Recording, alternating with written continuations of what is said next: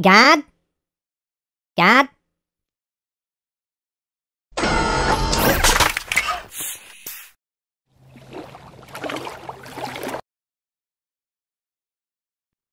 I can feel it coming in the air tonight. Oh me. And I haven't been waiting for this moment at all because I'm beyond space and time. Oh me. Oh me. Ah! Damn it, Jeffrey! How the hell did you 007 your way past my security? God, calm down. Remember, the doctor said to keep your mana pressure down. No, I don't give a damn about my mana pressure anymore. I'm sick and tired of you barging in on me. This is Lucifer, and she is hungry for angel food. Oh, are we pissing our pot leaves yet? Bashing your head in is gonna be easy peasy, lemon squeezy. You smell that? Yeah, it smells like barbecue? It's so beautiful. Holy shit! That is, one big pile of sacrifices. How many sacrifices is that? 1,000. What a waste! Hold it right there, buddy. Are you having fun here? Yeah? Alright then. Carry on. What the hell? Back then, PETA was, people for the enjoyment of torturing animals. Oh, that's right, these are biblical times. I mean, look at all those sacrifices, Jeffrey. It's so beautiful. It brings a tear to my eye. Who the hell is burning all those animals anyway? That's King Solomon. Huh. Well, I guess I better go down there and grant him a wish. Grant him a wish? Seriously? You're like a genie now? Rub the magic lamp and get a wish? A bad episode of I Dream of Deity? Rub a lamp? Don't be ridiculous, Jeffrey. Obviously, the creator of hundreds of billions of galaxies is gonna be far more impressed by burning a bunch of animals. Obviously. Sully, Bobby, Daddy Big Boss saw your smoke signal and Daddy likey. Ask me for whatever you want. I'll make a list, and I'll check it twice. God! First of all, I just want to thank you for coming. I know you probably have a very busy schedule. But I'm gonna be as forthcoming as I can be. I have no idea what I'm doing. I see. So, I had an idea that I was gonna run past you. I don't know, maybe you think it's a good idea, maybe you think it's a bad idea. But, maybe, you could make me wise enough to rule your people. That's not how wisdom works. It comes with time, through valuable lessons learned from both teachers and experience. If God were to just snap his fingers and make you wise, it would require suddenly changing your brain, your very thoughts, to the point that you would not be you anymore. How could you possibly have free will if God himself is manipulating your neural pathways to the point that you're having thoughts that you wouldn't otherwise have? Done and done. You are now the wisest person who has ever lived or will ever live, my man. Period. And just because you didn't wish for the usual crap like wealth and honor, I'm gonna toss in wealth and honor as added bonuses. Do me right, and you'll live a long life. Wait, why would living a long life be good? Wouldn't it be better to die early and end up in paradise ASAP? The longer you live, the more chances you have to fuck that up, and the more time you have to spend in a fallen world. I mean, isn't that the justification for when God kills children, or allows children to die? So which is it? Is it better to die young or old? Make up your mind already. Let's test out Solomon's new wisdom. Go ahead and answer him, Solly.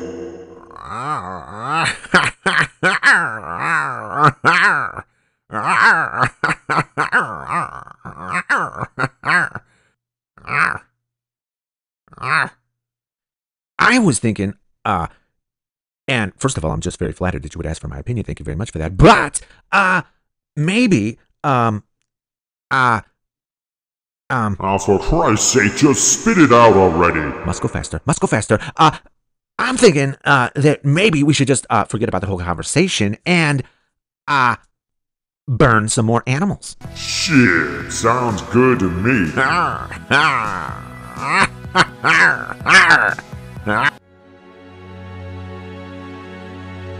King Solomon, these prostitutes are having a dispute, and they could certainly benefit from your wise judgment. Her baby died in the night, so she swapped her dead baby with my living baby while I was sleeping. I did not.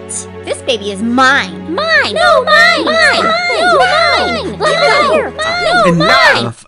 Shush! I don't want to hear it. Is it your baby? I don't know. Is it your baby? I don't know. Is this an episode of Maury Povich? I don't know. But someone bring me my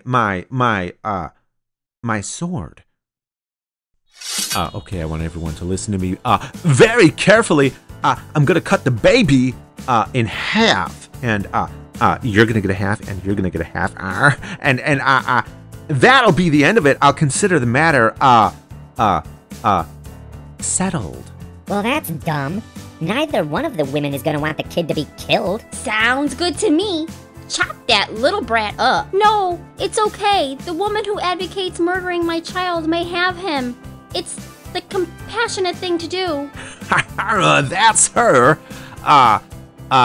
That's a baby mama if I've ever seen one. Give her the baby.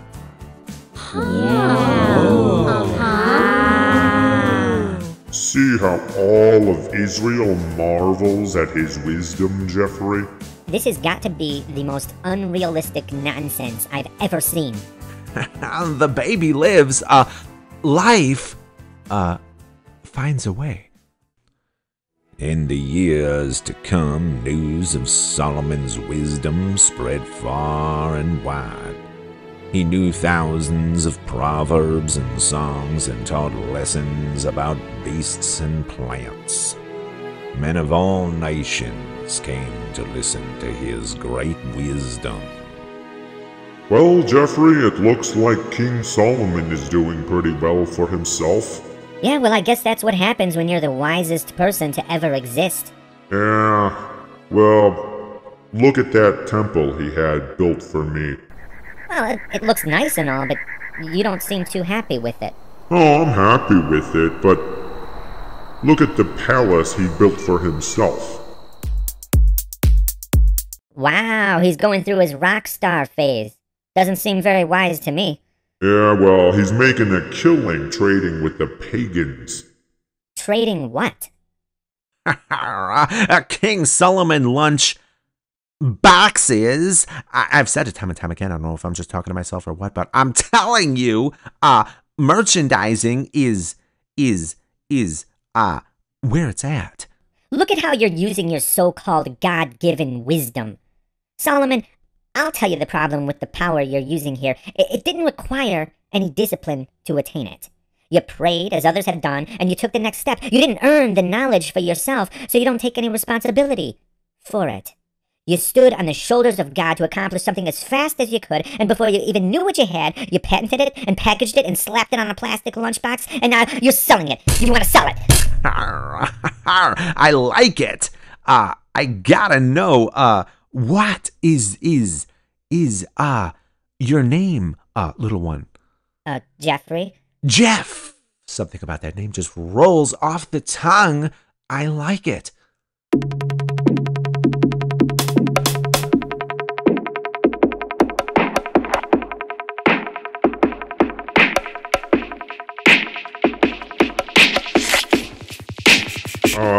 Jeffrey, I'm getting the distinct impression that Solomon is trying to get my attention again. Oh yeah? Whatever gave you that idea? Oh, holy shit!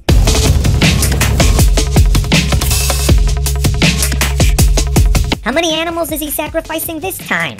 Let's see, that's, carry the 22,000 cattle and, 120,000 sheep and goats. Well, looks like he's rubbing the proverbial genie's lamp again. I guess you better go and grant him another wish. Yep. And don't you think it's a bit primitive that the creator of the universe has to communicate this way? I mean, give the guy a Skyphone 7 or something. Jeffrey, the act of sacrificing is a gesture of gratitude, loyalty, and commitment to me. I can't get that out of a Skyphone 7 or whatever.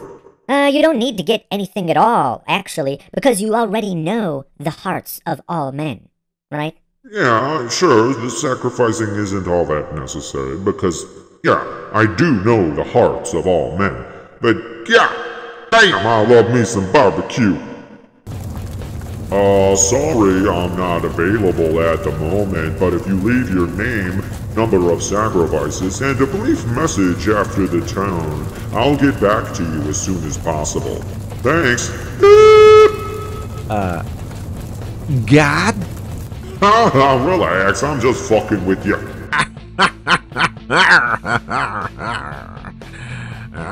See, I told you he wouldn't get it, Jeffrey. Look, Sully, if you obey all that I command, then you're golden.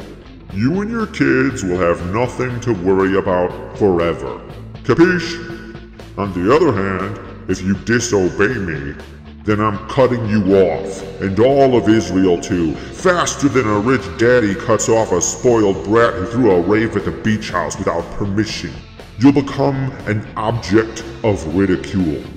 A great, wise, and handsome man might even make a cartoon about you. Hey, God, this is an awfully nice temple. Huh? Yeah, it's a nice place. Whatever, Jeffrey. Don't interrupt me when I'm trying to get people to worship me. You know, I find it interesting that King Solomon is supposed to be the wisest person of all time, yet he had no problem with using slave labor to build this temple. Here we go again. God Almighty himself has said that he made King Solomon the absolute pinnacle of human wisdom, yet King Solomon is cool with slavery. And God is cool with accepting the result of slave labor. What do you think that says about God? Do you think it makes you seem like an omniscient, perfectly good creator of the universe? Or does it make you seem more like merely a product of a civilization that saw no problem with slavery? You know what, Jeffrey?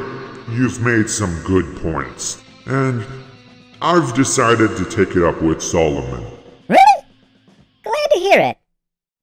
Sully, I am a benevolent God, and I wish to show compassion to your forced labor. They should be allowed to partake of Taco Tuesdays. I mean, this is a win-win, for they will be able to work even longer hours, fueled by delicious tacos. How'd I do?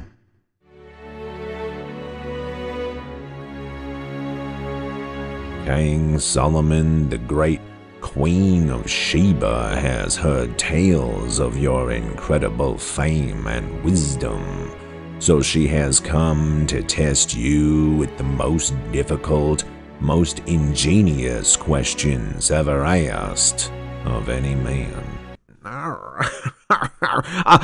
Difficult questions aside, I'm quite honored and flattered you come and see me. Please, Queen Sheba, be my guest. How much would a woodchuck chuck if a woodchuck could chuck wood? Right, a woodchuck. Would chuck as much wood as a woodchuck could chuck if a woodchuck could. Chuck wood.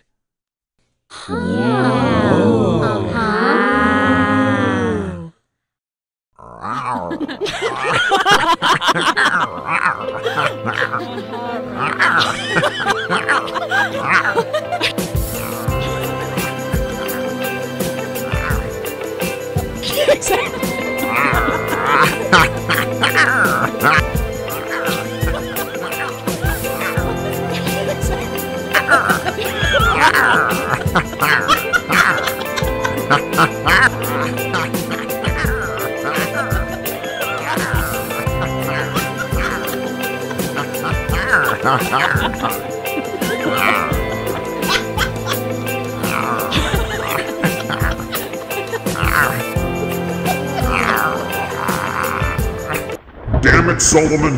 I've appeared to you twice, yet you still turn from me, frolicking with all your wives and worshipping other gods. Right, so the wisest man in the Bible met God in person twice and still ended up worshipping other gods. Interesting. Never underestimate the power of Punani, Jeffrey. That's goddamn right. 700 wives and 300 concubines is a bit excessive, Solomon. Biblical marriage is supposed to be between one man and one woman. How do you think it makes me look when the man I've made the wisest person of all time ends up in a marriage of 1,000 people? One man, one woman. God, I refuse to believe that you aren't, familiar with the concept of attraction. Enough! You've allowed these wicked foreign women to turn you away from me, and you need to be punished for that. I'll keep things together while you're alive, but after that, the kingdom will be torn out from under your son and broken apart. Wait, so you're gonna punish Solomon's son and the rest of the kingdom because you're mad at Solomon? Yeah, so? And you're blaming it all on wicked foreign women? Yeah, so? Huh. You know, Job's wife encouraged Job to curse God. Rebecca was a conspirator. Leah and Rachel deceived Jacob. Samson's wives backstabbed him. Lot's daughters got Lot drunk so that they could have sex with him. Eve tricked Adam into eating the forbidden fruit. Get to the point, Jeffrey. The point, God, is that every time there's some righteous man in the Bible who has God's favor, there's a pretty good chance he'll be undone by a wicked woman. Jeffrey, it's called a hierarchy. God is the best, men are second best, and women are shit. God, a great many people will believe that the Bible is inerrant. They're going to use those books as a justification to treat women like shit, like property. Not only that, but you're punishing Solomon's son, who had nothing to do with Solomon's transgressions. Examples like these will be followed throughout history, punishing people for the things their ancestors did, which is A, entirely beyond their control, B, totally unjust, and C, completely unknown to the actual transgressors because they would long since be dead when these so-called punishments are carried out. I mean, you're supposed to be omnibenevolent and omniscient. You can't possibly be this dumb and unjust. I could see why some of the other angels took him for snobby. He didn't have a quiet way about him, talking back to God in a way that just wasn't normal around here. And God sometimes wore an invisible coat just to avoid the little shit.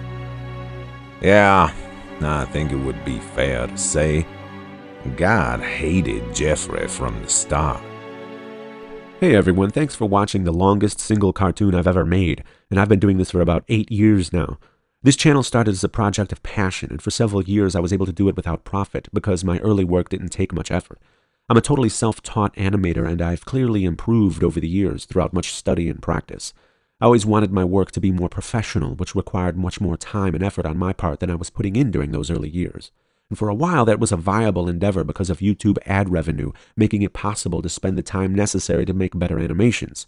That ceased to be the case rather dramatically in mid-2014, and this channel nearly drastically changed as YouTube now favors more frequent, longer uploads like podcasts and Let's Plays. animators cannot make frequent, lengthy uploads, so we took a pretty bad hit. It took me the better part of a month, for example, to make the cartoon you just now watched.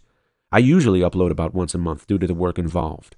The patrons you see scrolling by on the left saved this channel. They stepped in and filled the gap in that ad revenue loss. They made it so that I can keep making these animations, which I love to do. They have my immense gratitude. If you wish to support my work on this channel, then please consider helping me through Patreon. I truly appreciate it. Thank you.